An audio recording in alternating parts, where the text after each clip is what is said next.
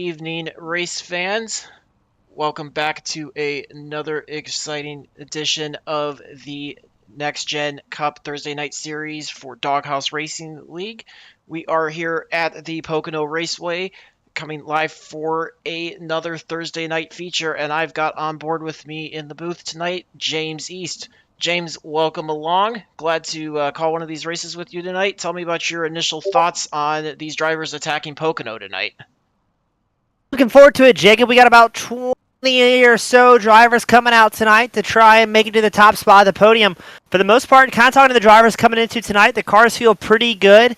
If not, I don't want to say easy to drive because that'll hit up with the old commentator's curse, and we'll see guys going spinning around and having problems. But I think if we can get past the opening 5-10 laps, the drivers settle into a groove here, things should be pretty clean and green all the way out. But going to be interesting to see how they navigate the track. All these drivers keep getting updates to the car throughout the season. And thankfully for them, only a 36-lap main event. So not going to be a super long time for these drivers to really get in that groove and figure out where they're going to fall at. So I'm interested to see how the strategy is going to come into play tonight and see who pushes hard and see who maybe plays a little bit safe here. Yeah, as you said, 36 laps, pretty quick race. Only 50% fuel, no fast repairs, and only one set of tires in the pits. So they are going to want to be as careful as they can to not damage that car, as Poconno can be a very fast track. That aero can be very important here. Let's take a look at the starting grid tonight to see where everybody is lining up. We've got on pole the 95 of Jonathan Jennings. Outside of him is the 7 of Jason Miz. Starting in third is the 20 of Justin Mcmahon. Outside of him is the 13 of Christopher Leftwich. Moving back, the 56 of Adam Gardner is rolling off in fifth. Christopher Simon in the 35 rolling off in sixth. Andrew St. Cyr in the 16s rolling off seventh. Kevin Powell in the 93 is rolling off in eighth. Eric Peck in the 82s rolling off in ninth. Andrew Pratt in the 75 rolling off in 10th. Moving back to the next row, we got the 21 of Kevin Thompson. He's starting 11th. Randall Barnett in the 63 is running in 12th. And to round it out, we have got Eddie Rivers in the 15 rolling off 13th. Daniel Wilkerson in the 78 rolling off 14th. Leander Johnson in the 32 rolling off in 15th. Jeremiah Stutzman in the 71 rolling off 16th. Michael Bowen in the 25 rolling off 17th. Doug Soames in the 67 rolling off in 18th. And Mike Leftwich in the 60 rolling off 19th to round out our grid. Now keep an eye on Jonathan Jennings and Jason Miz on the front row. Jennings will be in the 95 machine. Miz will be in the number 7 Toyota. Jennings trying to make it 3 in a row here at the Doghouse Racing League Next Gen Cup Series. That would be, I believe, his 4th win of the season, but right now he's going for the hat trick. He won at Southern 90 at Darlington. He won at the Windy City 90 we had in Chicagoland, so let's see if Jennings can tackle the tricky triangle. Say that one 5 times fast, ladies and gentlemen. While we have a moment, waiting for that pace car to come in, thank you all so much to our fans across the world who are showing up in force, cheering on the drivers, the broadcasters, and just here to enjoy some good racing. As right now, the pace car goes in. Yes, they are off. Jennings with the lead as they cross the start-finish line to begin the start of this race, working lap 1 of 36. You can see the drivers all running 2x2 for the most part down the front stretch as they work their way into turn 1. Jennings leading the 20 of Justin McMahon, followed by him on the inside. You've got the 56 of Adam Gardner. A little bit of 2 and 3 wide as they work their way out of turn number 1 down on to the straightaway. Everybody flying by. Speed should be pretty high tonight. Looks like the front 7 or 8 are content to get single file as they work their way through turn 2, known as the tunnel turn here at Poconno. McMahon or Jennings stretching that lead out by about a quarter a second as they work their way into turn number 3. Yeah, looks like Jennings McMahon trying to get an early launch here, but I think we're going to have something going on a little bit further back. I think it's Kevin Powell is going to be involved in one, as well as Christopher Simon. So we're going to have an early caution coming out tonight as that number 93 machine facing a whole lot of damage. He's going to try and limit back to pit road, but we'll get a replay queued up here and see what happened in the wet turn 4 area. And things went poorly very quickly for these drivers. Yeah, looks like we are focusing on Kevin Powell as he's headed into turn number 3, excuse me. See if he gets a little looser, if somebody in front of him has an issue. Looks like everything is clean so far.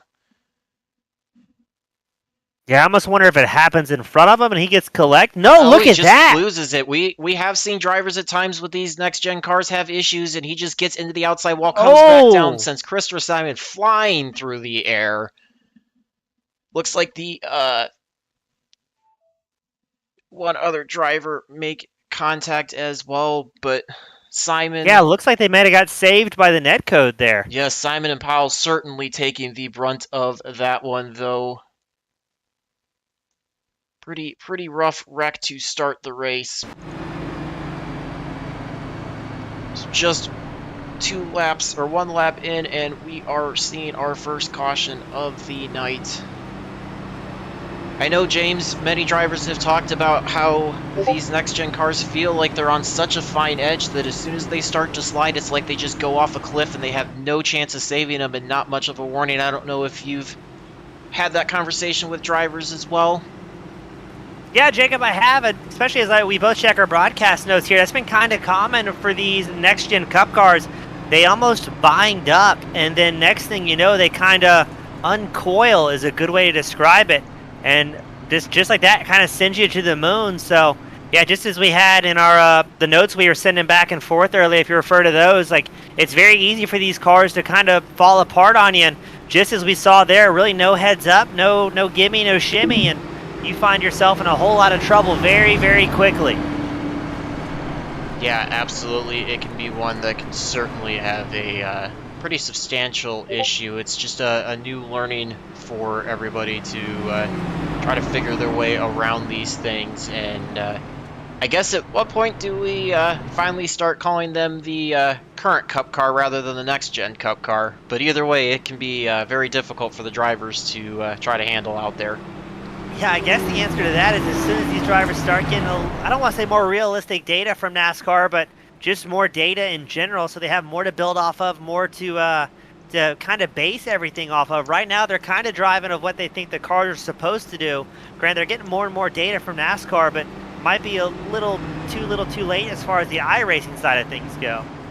Certainly, yeah. I mean, we have some races coming up that I'm sure iRacing will pull data from NASCAR, some tracks that'll be new to see how this goes. But it's all a learning experience, and with it being a fixed setup, all drivers are in the same boat, so everybody's just kind of got to make the most of it and try to conform as close as they can to their preferred driving style with these. Yeah, it's interesting. The more these drivers get the data, in theory, the better the product's going to be out on track, and for these drivers to be behind the wheel as well. I just don't know how long it's going to take them. And look at this, Jennings still out front, getting aligned back up here for the first time tonight. Justin McMahon will be starting second, Adam Gardner third, Jason Miz falling back to fourth, and Kevin Thompson, he's up 6 positions in that number 21 Ford Mustang. And it was a short night plan for the drivers, but if this is a sign of things to come, we may be in for a longer evening. As Jacob, does it look like we're going to be single file on this restart? It does appear to be that way. I think with the fact that they had not completed the first lap before the caution came out, that it defaults to a single file restart for this one. So this may possibly temper the action on the restart just a little bit, as drivers won't be able to fan out quite as quickly as if they were 2x2 for the restart. Yeah, I wonder if that's going to maybe help or hinder. We all know cautions breed cautions. And I want to give a quick shout out to Sean Thompson cheering on Kevin Thompson, his son, out on track number 21 machine. Brittany Rice joining us tonight as well. She's cheering on the number 13, Chris Leftwich, and the number 60 of Mike Leftwich. So good to see the fans coming out in force supporting their drivers. And I guess the good news is for those fans, all their favorite drivers still out on track. It looks like Christopher Simon, Kevin Powell are going to go back to the virtual hauler early on tonight. Powell, the number 93 machine, looks to have left the raceway. Christopher Simon in pit road for an extended stay, trying to get that machine hammered back into shape after the lap 1 incident. Yeah, certainly the repairs are going to be a big deal with all the aero with the front end and the diffuser on the back end certainly plays a big role in how these cars handle, as well as just the high speed. You want to try to have that car as clean and smooth as possible to get it through the air as quickly as possible. So I'm sure it would benefit him to sit on a little longer, try to get as many repairs, than try to get out sooner and possibly cause another accident for himself or others involved. But yeah, it's a good way to say it. Field is working their way through turn number 3 now, so we should be seeing the pace car pull off relatively soon. Get a restart back on lap 5. See when Jennings decides to fire off. He does. We are back green to start lap number 5 of 36. Looks like things are kind of playing out just as we suspected, James. Everybody's kind of spread out a little bit with that single file start as they work their way down into turn number 1. Yeah, it's going to be interesting to see here if Jennings in a short race is going to be concerned at all about tire wear, if he's just going to hold down the loud pedal and see if he can put a little bit of distance on Justin McMahon. But McMahon, no stranger to finishing up front at the Doghouse Racing League Next Gen Cup Series.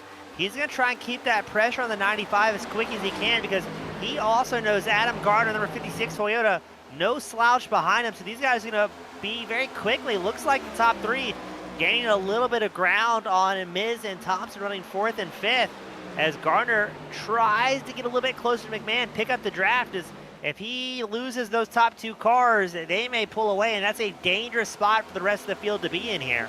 Certainly, yes. As Jennings and McMahon work their way down the front stretch, we'll see if McMahon's kind of content to just ride in second and follow behind Jennings, or if he wants to try to push the issue and get by him. We've seen these next-gen Cup cars able to break the air a little bit better. They can kind of get by the side of drivers and break through that so-called air bubble that exists around the drivers a little bit easier, but it's still, drafting is a big factor in terms of overall speed. And you can see Gardner's quickly losing that. He's about 7/10 behind the 20 of McMahon, so he wants to keep that from getting too much bigger, and he also wants to try to keep himself ahead of the 21 of Kevin Thompson. Now, I guess what these top 3 drivers do have in favor from is not going to be a whole lot of rearward pressure. Thompson kind of in that no man's land by himself, running 4th, and right behind him, we've had a bit of a 3-way battle for 5th. You've got Miz, Pratt, St. Cor all in the mix here. These drivers have been going back and forth. Thompson up 7 spots from where he started, so he's feeling pretty good here as Jason Miz has dropped back down 3 spots. Andrew Pratt's up 4 spot, and it looks like St. Cor kind of taking it easy in that number 16 machine, currently 7th on track, exactly where he qualified, and maybe willing to watch these drivers in front of him duke it out a little bit more, not wanting to get involved in any incidents, because although it is a short race, we're already seeing some drivers tagging that outside wall coming out of turn 1. And we're only 7 laps in with a caution, so if we run the full remaining laps green, you might see some really tight race cars by end of this. Yeah, that was the 7 of Jason Miz getting the outside wall as they came out of turn number 1. Yeah, certainly drivers are going to have to be leery of trying not to push too hard in an effort to gain spots as they work their way on lap number 7, but certainly also you don't want to end up too far behind the leaders, because if this race goes green the rest of the way, it can be very difficult to try to get on any kind of alternative strategy that may allow you to leapfrog some cars in front and gain a position, because very often, if you are far enough close to the leader, you can actually be able to pit without going down a lap. So that part for some of the guys may play a little bit of a strategy, but certainly I think a lot of guys up at the front right now, Jennings, McMahon, Garner, are probably going to be content to try to do a little bit of tire saving and just start clicking off some laps as they work their way through. But you can see Kevin Thompson is definitely closing in on the back end of Andrew Gardner. He was the fastest car on track the last time by. Certainly, he was about 4/10 quicker than Adam Gardner, so he looks like he might have thrown that tire-saving strategy to the wind, and is just trying to dig and get as many spots as he possibly can as he works his way out of turn number 4 down the front stretch. Yeah, it's only a 36-lap race, but these drivers have only 50% fuel alignment. As we're taking a look at Thompson, number 21 machine, diving up the inside line of Adam Gardner. You gotta wonder, does that maybe lend itself to more aggressive moves here for these drivers, knowing that they're gonna be running a lot shorter stint? And basically, in theory, I think it's gotta be surely a one-stop race tonight, wouldn't you think? Yeah, I would expect them, if nothing else, for the tire fall-off that we could potentially see, and as well as the 50% fuel load, that they're probably going to look at one stop. It's going to be a question of whether or not these guys want to run the race in half, or if they want to try to push it as long as their fuel load will allow them and run as few laps on their next set of tires to maximize the quicker lap times with those. We've seen strategies play out both ways in the last few weeks, so it'll be interesting to see what they do, but we've got a great four-car battle up here at the lead as things have quickly tightened up. I think Jennings might be a little bit more leery now about what he wants to do, as he's got the 20 of McMahon, the 21 of Thompson, and the 56 of Gardner all on his tail, chasing him down quickly as they work their way through turn number 1 on lap 10. Yeah, Jennings, who might have been comfortable running out front and just clicking off laps, suddenly knows there's not a lot of saving to be done now. As for a while, he just had McMahon give him the pressure. As McMahon looks to the inside line down the back stretch, it looks like Thompson may give him a little bit of draft support here, but who's going to come out on top? Jennings a little bit higher up in the line. McMahon has to back out of it, but that's a good sign already that Jennings cannot slow down here, has to keep that forward momentum, as there are 3 very hungry race car drivers right behind him, and I don't think these top 4 drivers are going to give each other any breaks here. Jennings still out front, as you said, McMahon, Gardner, Thompson. They've been swapping back and forth in positions most of this run, and not really seeing any impromptu teamwork, as we're going to go 2 wide once more at the front. Jennings is here, and he means business. And right behind him, Gardner and Thompson looking for a way through. Yeah, they are going to go 2 by 2 between the 21 of Gardner and the 56, or excuse me, the 56 of Gardner, the 21 of Thompson, as they work their way out of turn number 1. Jennings and McMahon also running side by side. We've got racing that almost resembles a super speedway up front, and it's here at the Tricky Trial.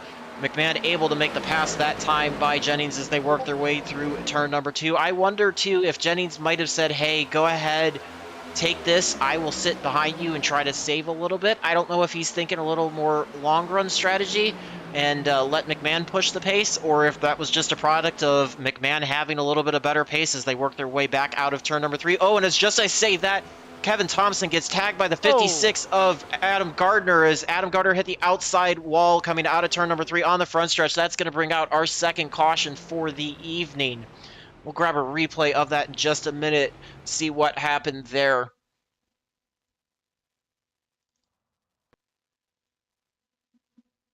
As you can see, we've got the 56 of Adam Gardner running on the outside coming out of turn number 3.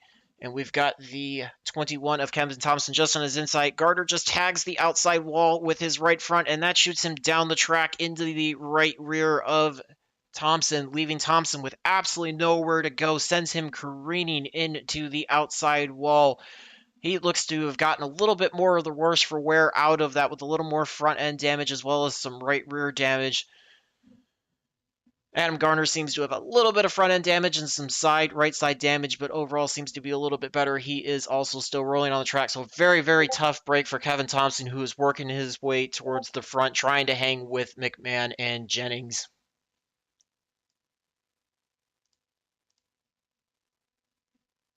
Yeah, Sean Thompson joined us in the spectator. He's kind of sharing the sentiments about his son's misfortune. Hate to see that for Kevin, somebody we've seen consistently out front all season long, and just not having the luck here tonight at Poconno.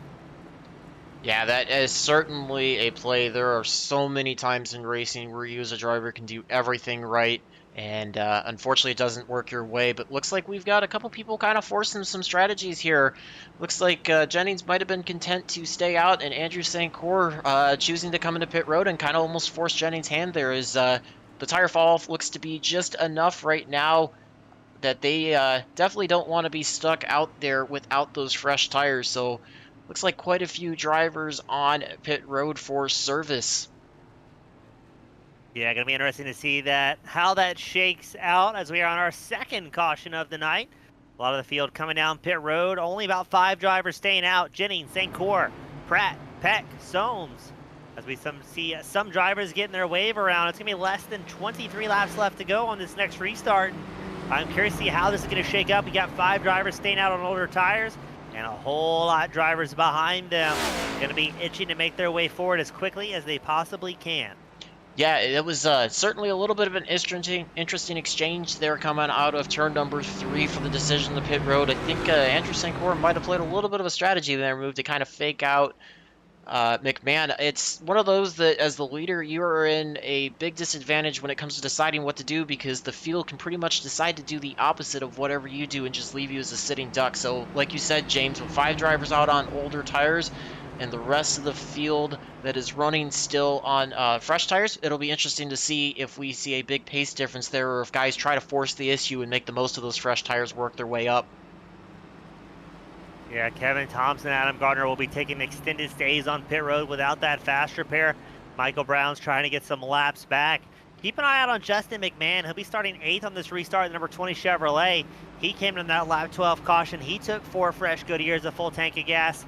It looks like the 2 drivers in front of him, Christopher Leftwich, Leander Johnson, did not take 4 tires that time around. So, going to be interesting to see how the strategy shakes out for the drivers. Yeah, it also looks like the 60 of Mike Leftwich might have employed the same strategy there to not take a full fuel load in 4 fresh tires. So it will definitely be interesting to see how that works out.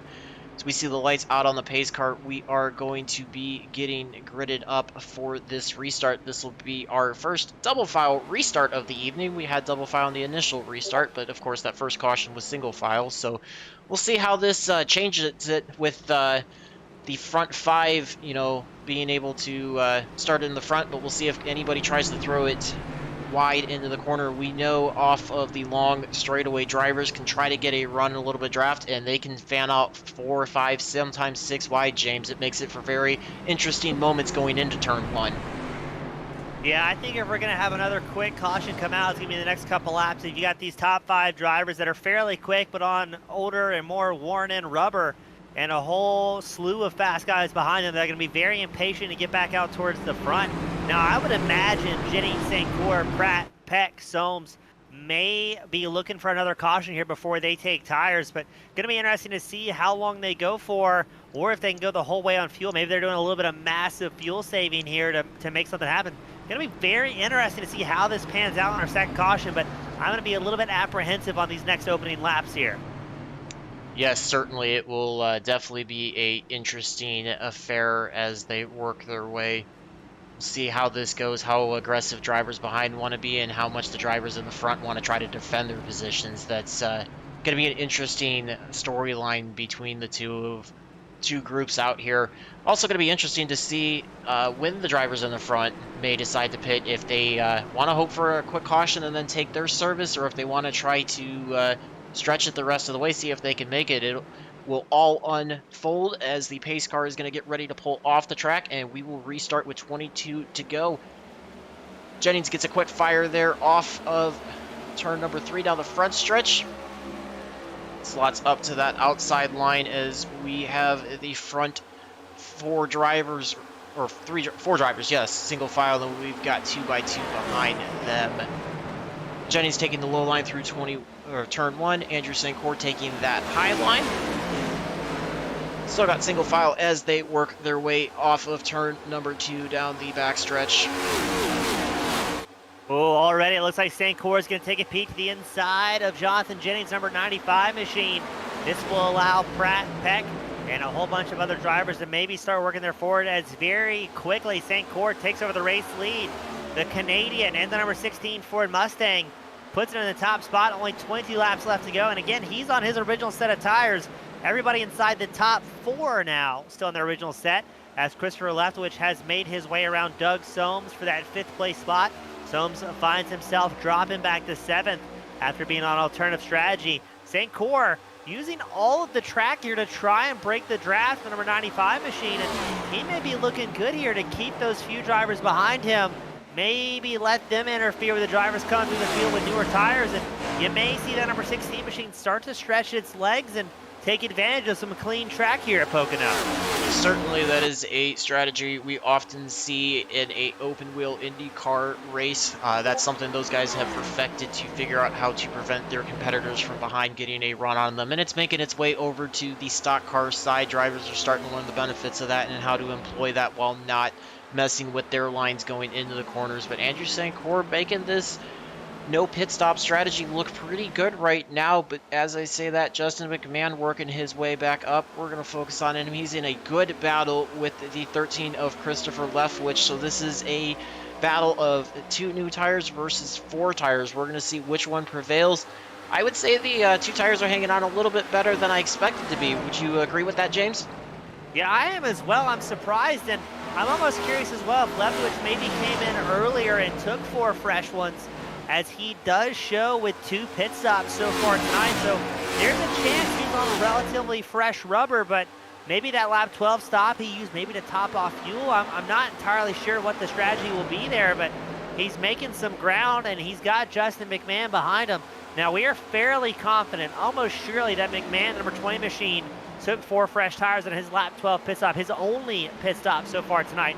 But only 20 laps left to go, and I mean, right now, Christopher Leftwich, Justin McMahon, who are battling side by side for the 5th place spot, they're about 2 seconds back from your race leaders. They've got a lot of ground to cover and do so very quickly if they want to find themselves battling for the podium by the time this is all said and done. Yeah, as we say that, Justin McMahon makes a power move through turn 3 down on the front stretch to get by Christopher Leftwich. He's working his way through turn number 1. He is quickly trying to work his way back to the front as he ran the fastest time the last time by. He is certainly giving it his all, trying to close up to the 82 of Eric Peck. Everybody up front's kind of content to spread out a little bit. We've got a bit of a battle between the 95 of Jennings and the 75 of Andrew Pratt. I am sure that McMahon's wanting these guys to battle as hard as they can and use up those tires, see if they can slow down any more and he can have an even bigger speed advantage. Yeah, going to be interesting to see how this shakes out, because the top 4 drivers still hanging on and still a comfortable margin ahead of the drivers with older tires. As it stands, it's St. Cyr, Jennings, Pratt, Peck, McMahon, your top 5. McMahon's had a bit of a roller coaster of an evening tonight, but trying to salvage a little bit of evening, while Jennings still desperately wants the hat trick to make it 3 in a row here today. So I'm not quite sure what's going to happen. As still your hard charger on track is Doug Soames, the number 67 Ford Mustang. He's 7th on track and still up 11 positions despite being out on his original set of tires. Yeah, he's certainly giving that ride a very, very good effort. Great effort by him tonight. We've got McMahon closing in on the 82 of Eric Peck. You can see McMahon dives to the inside as they go into turn number 3. He's working the inside line. Eric Peck working that second lane up. Move the 20 of Justin McMahon up to the 4th spot. It's like we've got a bit of an issue. Eric Peck dives off to get his first pit stop for the evening, so be curious to see if that plays the hand of the 16 of St. Cyr, the 95 of Jonathan Jennings, and the 75 of Andrew Pratt, if they start thinking about doing the same thing, or if they're going to try to stay committed to see if they can make this on a no-stop strategy as they work their way out of turn number 1 down the backstretch. Yeah, St. Cyr still has about 4/10 over Jennings. Jennings about 3/10 over Pratt. Not sure what we're going to see here, but the advanced auto parts number 16 of St. Cyr looking pretty good at this point of the run. But you're right, the big question is, will he have the fuel to go all the way to the end? The last thing he wants to do right now with so many drivers out on track with the lap 12 pit stop is to have to come down pit road under green flag conditions. Now St. Cyr still looking for his first win of the season, so he's going to be fighting tooth and nail to defend that spot, as it doesn't look like he's doing much, if any, fuel saving right now. His last time by, 55.34, he's about 3/10 off his fastest lap of the race, but that's pretty darn good considering he's on that original set of tires at this point. Yeah, I would definitely say so. I mean, something could be said certainly for the 4 fresh tires, as the 20 of Justin McMahon was about 7/10 faster the last time by, so certainly an advantage as you see McMahon closing up to the back end of the 75 of Andrew Pratt. But I'm also wondering if St. Cyr's just hoping that these 3 behind him, Jennings, Pratt, and McMahon, get into a big battle. The longer they run side by side, the less they're able to draft off of him and pick up on him. The harder they're going to push everything, and he might be able to try to find some fuel savings. I think he may be trying again to see if he can force their issue, try to stretch it out as he works his way on the front stretch. Just as we say that, he dives off of turn number 3 into the pit road, so give the lead to the 95 of Jennings down the front stretch. So that's pretty indicative of what's going to happen here. We see a lot of drivers coming down pit road. Christopher Leftwich, Doug Soames, Jason Miz, following the previous leader, St. Cyr, down pit road. So Now I'm curious, can the guys that came in on lap 12 make it till the end, or are they going to be short on fuel? But right now is Jennings out front. He's chased by about a half-second margin by Justin McMahon, as well as Andrew Pratt in third. Now Jennings and Pratt have not come down pit road at all this evening, so it's going to be an interesting tale here to see if the lap 12 drivers, as we just get word from one of the crew chiefs, Jennings will be coming in this time behind the 95 machine. So let's see how long McMahon can stay out for. Yes, that'll definitely be interesting. I'm not sure if McMahon, as we see both Jennings and Pratt come down pit road, this will give McMahon a pretty sizable margin over the 21 of Kevin Thompson. I'm wondering if he's going to try to use that to his advantage to see if he can try to fuel save and stretch this thing to go, as he's got 14 laps to go. As he works his way out of turn number 1, we will step aside and get a quick commercial break in here for you and bring in the rest of the race.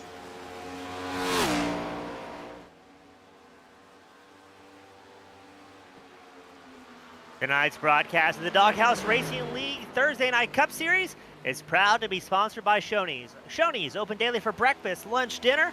Stop by one of their West Virginia locations to try their freshly prepared legendary breakfast bar and take home a whole strawberry pie. Soames, delicious food and friendly service since 1947.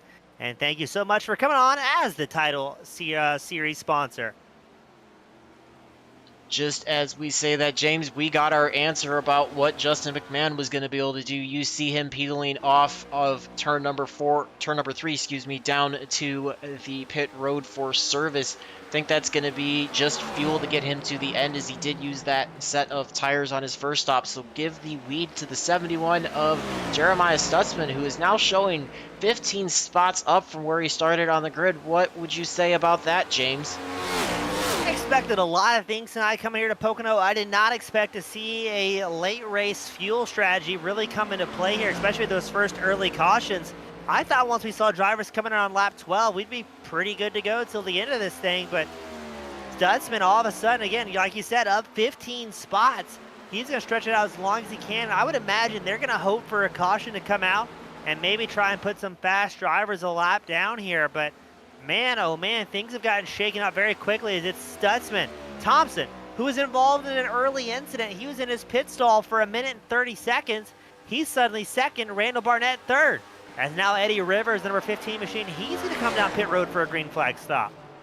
Yeah, I think we're seeing some of those drivers that were on lap 12 not being able to actually make it. I was not 100% sure how far those drivers would be able to make it, and possibly if any of them were trying to use the fresh tires off of the restart to their advantage and push, they may have been burning fuel a little bit more than they thought they would be.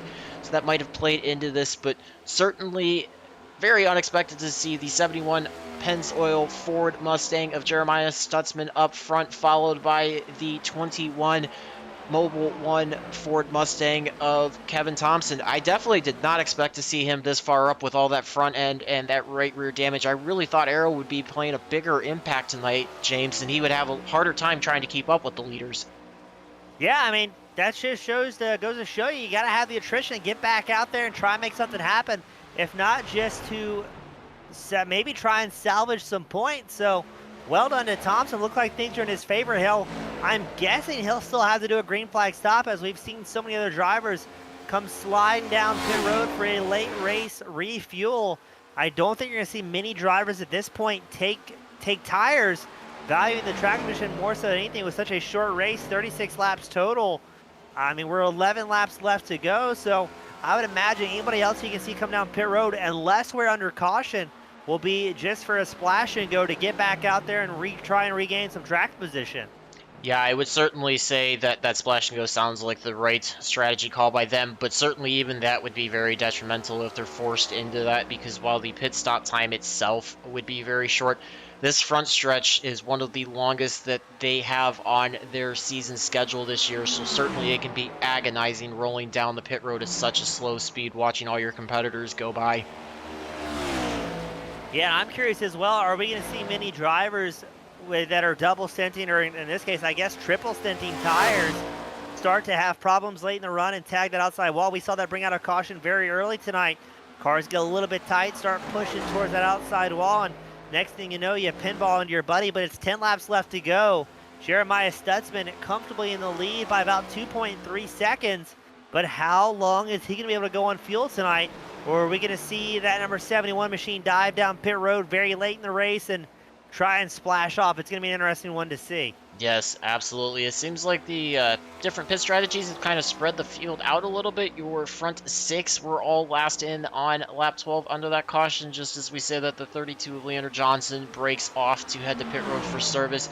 We're going to look back at the 95 of Jonathan Jennings and the 16 of Andrew St. Cyr. Remember, these two originally were flip-flopped battling 1-2 with about 15 or 16 laps to go, and they both had to break off for their pit stops. So these two certainly try to close up to each other as they are working to the inside of the 35 of Christopher Simon as they work their way down the front stretch. Yeah, these guys are still pushing hard. 9 laps left to go. Most of the drivers have come down pit road for the final time. Your top 5 drivers, though, opting to stay out from their lap 12 stop. Are we going to see something miraculous here? Are we going to see somebody fuel save and make it all the way to the end? Because Stutzman, 3.5 seconds ahead of Kevin Thompson, and to be fair to Thompson, does have that aero damage, so I'm very curious what we're going to see here and how long he's going to be able to hold out for. Yeah, I am as well. I really kind of wonder if Stutzman's actually fuel saving. He was about 0.6 faster than the 63 of Randall Barnett the last time by. Both Thompson and Wilkerson were a bit more off the pace, so it would appear based on lap times, as he's one of the quicker cars on track, that he doesn't seem to be fuel saving. But did he do something earlier in the race that allowed him to save a little bit that would give him the advantage to push harder now when others may be trying to fuel save? Certainly, I would call this a very big surprise and a upset win, fitting for this time in the month of March, James. I guess surprises can happen when we least expect them. Yeah, the old Irish luck coming in on St. Paddy's Day, maybe for Stutzman. He is trying his best and still pulling ground on Thompson. I'm curious, maybe Stutzman's holding it wide. Last time by, he had a 55.52. He's about 6 tenths off his fastest lap. But if we look at Kevin Thompson's last lap, he's about 1.6, 1.7 slower than he was early in the race. Now, that could be fuel saving. That could be damage on Thompson's machine. But I would wager at this point it's going to be a fuel saving mode, knowing he might be able to make something miraculous happen if he can just stay out on track and keep that car moving forward. Certainly would be very interesting to see what happens. He is actually running lap times that are just slightly off of what the 3 drivers that last came in on lap 21 through 23 are running. He's just slightly off their pace, so it's hard-pressed for me to find that he's fuel saving, and just as we say that, we see him peel off the track. So I think he might have been trying to build up a bit of a gap and just hope that caution or something would have happened. The 21 of Thompson also on pit road as well. 63 of Randall Barnett all on pit road. Looks like we might have called them all into pit road, so that, as it cycles through, James, is going to give the lead to the 78 of Daniel Wilkerson as he works his way down the front stretch. Now, Wilkerson as well hasn't been down pit road since lap 12. I mean, if you're seeing Thompson, Barnett, Stutzman come down with 6 laps left to go, surely Wilkerson's not going to be able to save 6 laps of fuel in such a short race, as now Justin McMahon's going to slot all the way up to second. Jonathan Jennings has moved back to, I believe, will be third here once he gets around Stutzman, leaving pit road. So kind of a familiar top 3 we're seeing here, except for Wilkinson. I can't imagine he'll be able to save that much fuel to make it to the end. No, I would also be hard-pressed to believe that as well, James. He may have been trying to do something, knowing that if he was looking at lap time, seeing those drivers getting information from his crew chief, seeing if they were pushing a bit harder, maybe he tried to back it off and take advantage of that. He does have a pretty hefty lead right now, but that lead is also being cut into by the 20 of Justin McMahon. So with just 5 laps to go, I don't know. It's definitely going to be an interesting play. I would say he took a bit of a gamble, and at this point, you've kind of got to ride that strategy all the way out to the end, James, and see what happens out of it as he works his way out of turn number 1. Yeah, at this point, I don't think Wilkerson has anything to lose by just seeing what can happen. He's 11 seconds ahead of second place Justin McMahon, 5 laps left to go, so I mean, I'm terrible at math, but I think that means McMahon would have to gain 2 seconds a lap on Wilkerson to beat him to the line. So you may be able to see Wilkerson do something wild here. And it's never too late for a late race caution to throw a wrench into everything here and put us into green-white checker conditions. But right now, the question is, how much is Wilkerson able to fuel save in that 78 Chevrolet? It seems to me like he's getting ready to go down pit road, and yes, the question is answered. Daniel Wilkerson will dive down pit road with just 5 laps remaining here.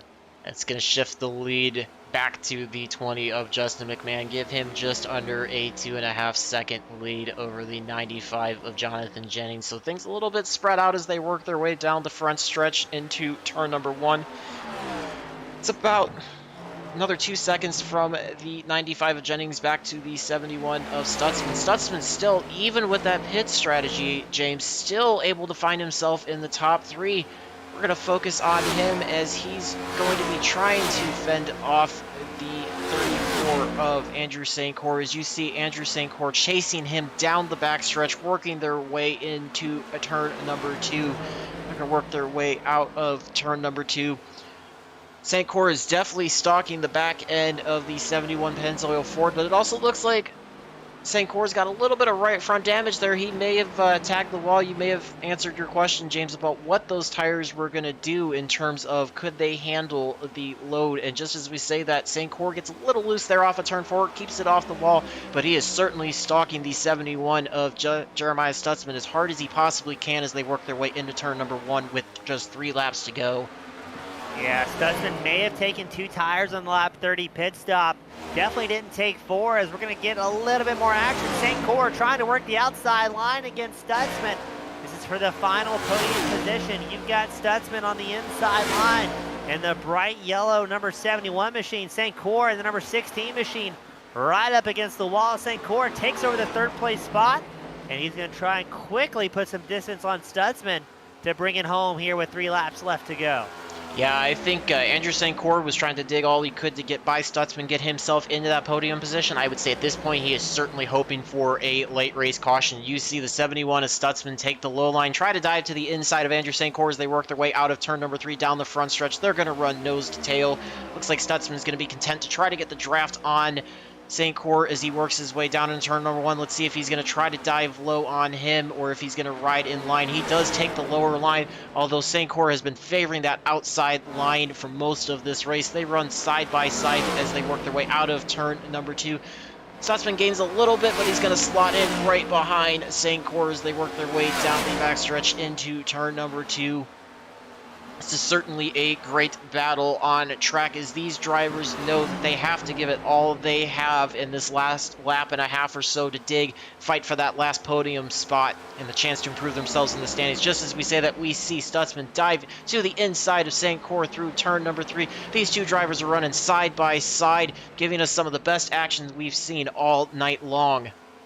Yeah, it doesn't matter if it's not for the win or not. Stutzman and St. Cyr are here to put on a show as we're still side by side down the start finish. Right now, I believe that showed Stutzman by just a 100th of a second. St. Cyr has the momentum on the outside line. Stutzman dives in right behind him just to get the draft, but it looks like St. Cyr goes in too deep in 1. That may allow Stutzman up the inside line as they're side by side once more. Both drivers trying to avoid tagging the outside wall.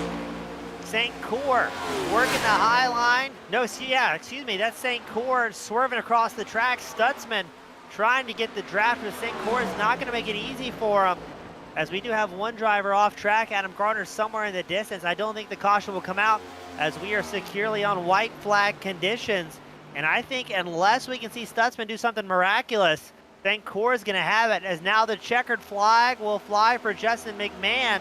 Jonathan Jennings will not get the hot trick, and he will take home 2nd with Andrew St. Cyr finishing 3rd. Yeah, that was a great finish there. Great battle between the 16 of Andrew St. Cyr and the 71 of Jeremiah Stutzman. They put on a great show for us at the end. Awesome running by everyone. So we're going to give these drivers a few minutes to cool down. We'll get the 20 of Justin McMahon with the celebrations out of the way, and then we will have them up relatively soon for a quick interview in the booth. James, that definitely was a very unexpected race. What did you think of that out there tonight? Just the right amount of cautions and a whole lot of action to bring us home here at the end. Never in my life was I expecting this to be a fuel mileage or a strategy race towards the end, but good to see such great racing out on track from these competitors and a lot of fun calling the action amongst these guys. Oh, I was glad to have you in the booth with me. That was certainly a lot of fun and awesome driving by everybody out there. So, looking forward to it. We'll be interested to hear from the drivers, see if they can shed some light on any of the strategy that was going on out there and what they were thinking. And we will give everybody just a minute. We will get them into the booth as our drivers work their way off of the track. Take a quick time to cool down, refresh themselves.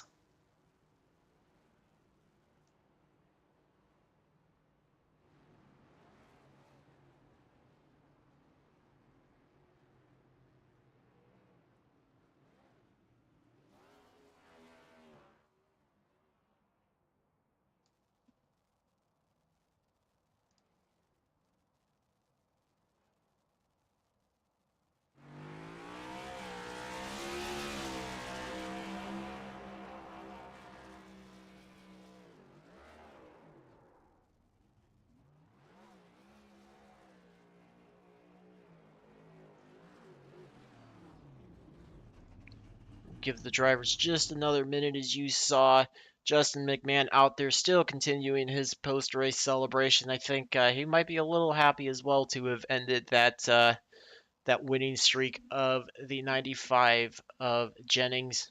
But certainly a great drive by all drivers. We had just enough cautions to bunch the field up a couple times, but certainly a lot of fun overall for this evening. We are going to bring in the driver of the number 16 Advanced Auto Ford Mustang, Andrew St. Cyr.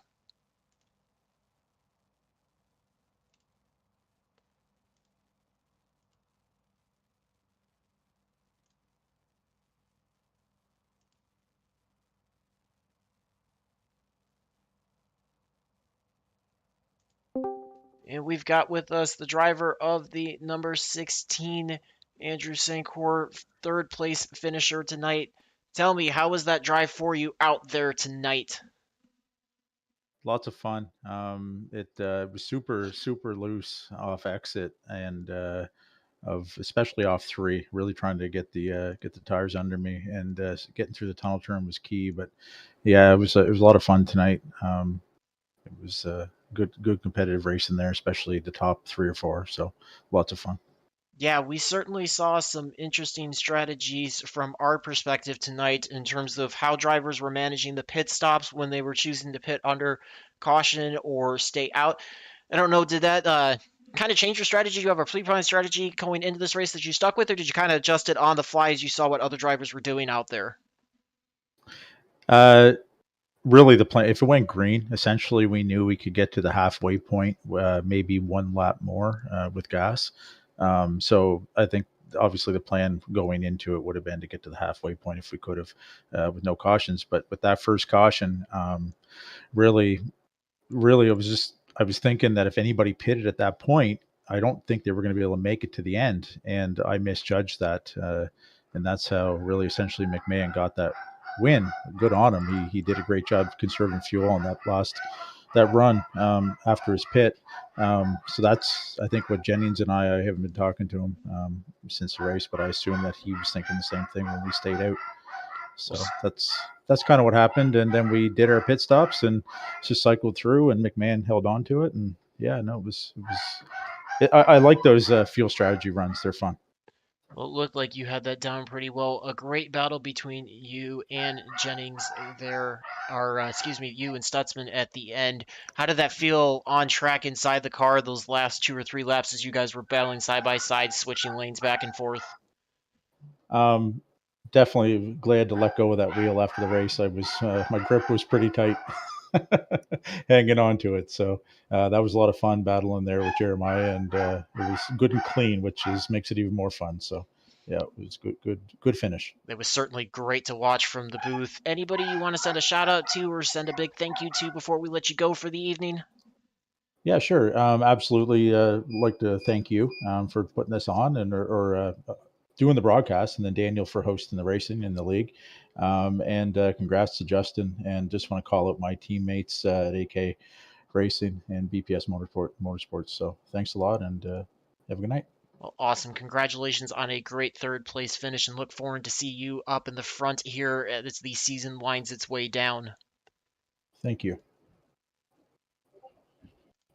That was our third place finisher, the 16 of Andrew Sancourt. We will get the 21 of Jonathan, or the 95 of Jonathan Jennings, our second place finisher, up in the booth with us. Jonathan Jennings, our second place finisher tonight in the 95 Chevy. Such a great run. How did that race play out for you? Did it go the way you expected it to go? That wasn't good. I just couldn't catch up to Justin there. Our tires kind of evened out there at the last few laps, and I'm catching him too slow.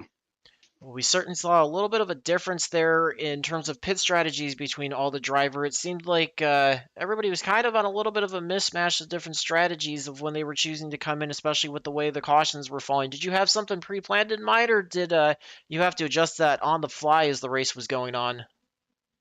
I had to adjust it on the fly because I was going to pit with Justin, but I kind of was hoping for another caution there.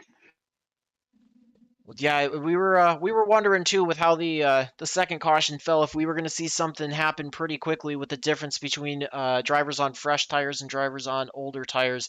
Looked like a couple guys might have had a bit of an issue either losing the car out of the corners or it looking like it was pushing up, especially out of turn number 3. Did you seem to have that issue too, or did the car feel a little bit different to you today? Turn 3 was really slick tonight for, I think it was the track temp. It's not how we practiced last night. It was completely different. The grip wasn't there tonight. Yeah, it certainly seemed to throw a lot of drivers through a bit of an unexpected loop there, but you also seem to do a very good job handling that, bringing it home in second. Before we let you go, anybody that you want to send a shout out to or give a thanks to? Yeah, Justin on the win. You guys for the broadcast.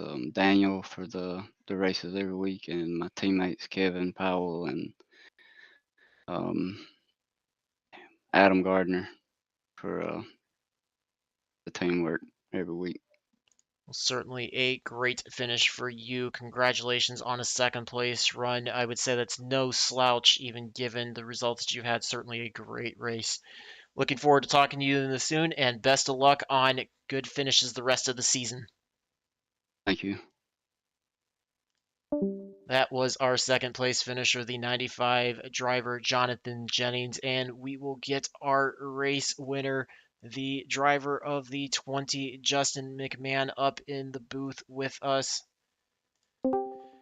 Justin McMahon, our race winner, driver of the number 20. That was a very, very interesting race to watch. Strategy seemed to come into play. You certainly seem to have that down better than the rest of the field. How did that feel to you inside the car tonight? A little nerve-wracking, to be honest. Not gonna lie. I wasn't sure if it was gonna go green the rest of the way.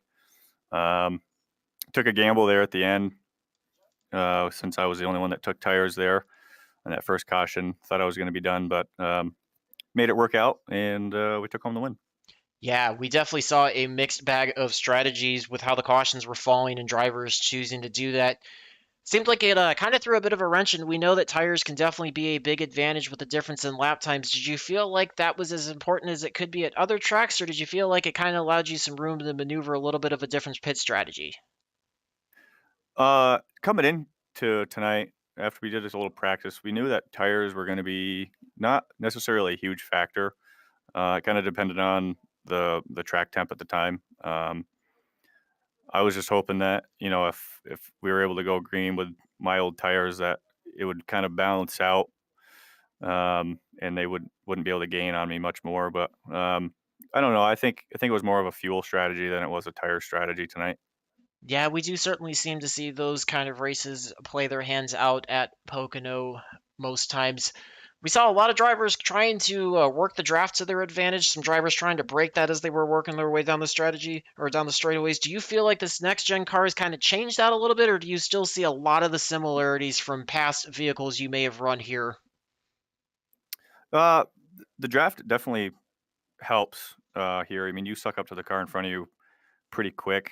I don't know. It seemed pretty similar compared to past cars. Just the whole driving style is a little different, but the draft seems the same. Certainly, you did a great job at navigating that tonight. Before we let you go, anybody you want to send a big shout out to, thank you to, or congratulations to tonight? Yeah, BMF Detailing. You guys for putting the broadcast on. You guys do a great job. Daniel and Eddie and William at the team there, Southern Motorsports, and my brother who's watching at home. Well, a great job. You certainly put on a great race for us to watch. It was definitely a pleasure up in the booth to see that. Best of luck to you the rest of this season and in any future events, and hopefully we'll get to talk to you soon. Yeah, thank you. Thanks. All right, with that, let's take a look at our grid, see the results for this event tonight here at the Pocono Raceway.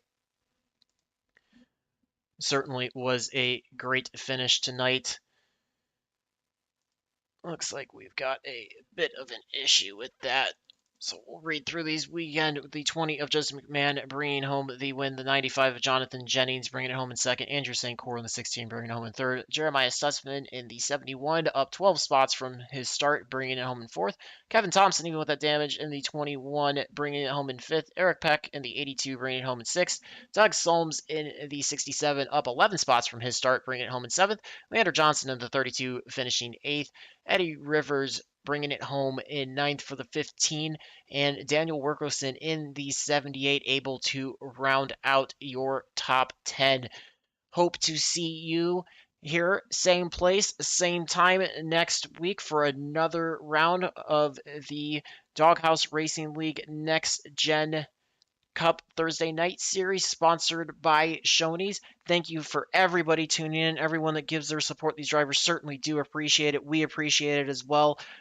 Hope to see you back for the next one, and wish you all a good night and a happy St. Patrick's Day. We'll see you soon.